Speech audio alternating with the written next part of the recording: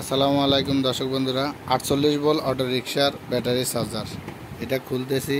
এটার ভিতরে কি সমস্যা আছে আমরা দেখি এটাকে মেরামত করব, ঠিক করব।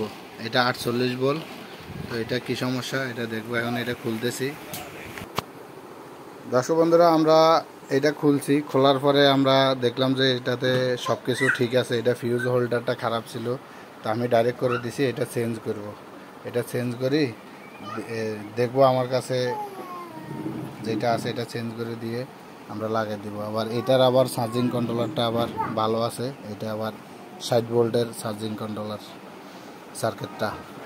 এই যেগুলো চিরুনি ডায়োড থাকে, চার্জারটা অনেক হেভি, মোটামুটি ভালো আছে। এগুলো যদিও অ্যালুমিনিয়াম কয়েল হয়ে থাকে, তারপরে এগুলোর হাই অ্যাম্পিয়ার থাকে, এগুলোর অ্যাম্পিয়ারটা ভালো থাকে আর কি।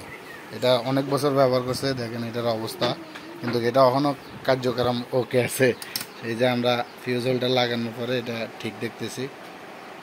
আমরা এখনকার ভোল্টেজটা মাপ দিয়ে দেখব। আর এখানে ভোল্টেজ আইব কত সে তার ইয়ে কর ইকে আবার কন্ট্রোলার ইকে যে সাইড গিয়ার যে আব্বু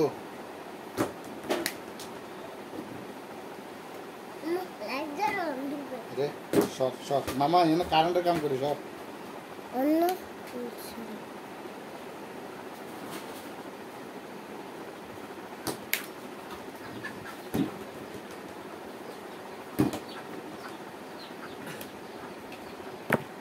দোকানের মধ্যে এখানে বকা সকা করে মানুষের টিয়া কাম হবে, অথচ এখানে সমস্যা টুকটাক থাকে।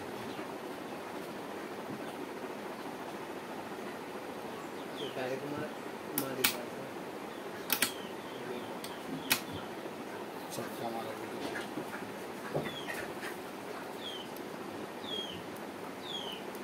ঠিক আছে মেটেরিয়াল সাস্তা আছে বুঝেছে না দিয়েছি ঠিক আছে। আমার ডায়েট খারাপ নিয়ে দেবেন।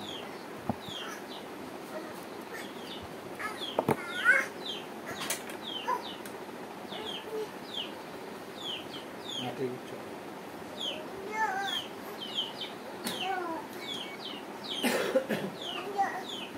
ঠিক আছে হ্যাঁ ঠিক আছে যেমন ডায়েটে দিন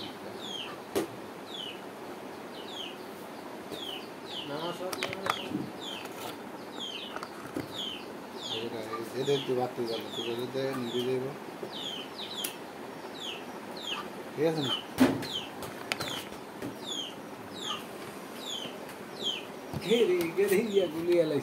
হিউজ ভিডিও করার কথা বলতে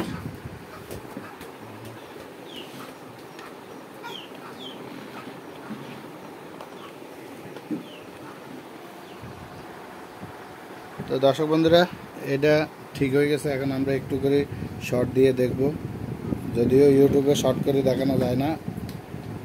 এই দেখুন, এই যে এটা অনেক ভালো কাজ করতেছে। তা আমাদের এটা কমপ্লিট, আমরা এখন এটাও ফিটিং করে দিব। তো ভালো থাকবেন, ভালো লাগলে ভিডিওগুলো শেয়ার করবেন। আসসালামু আলাইকুম।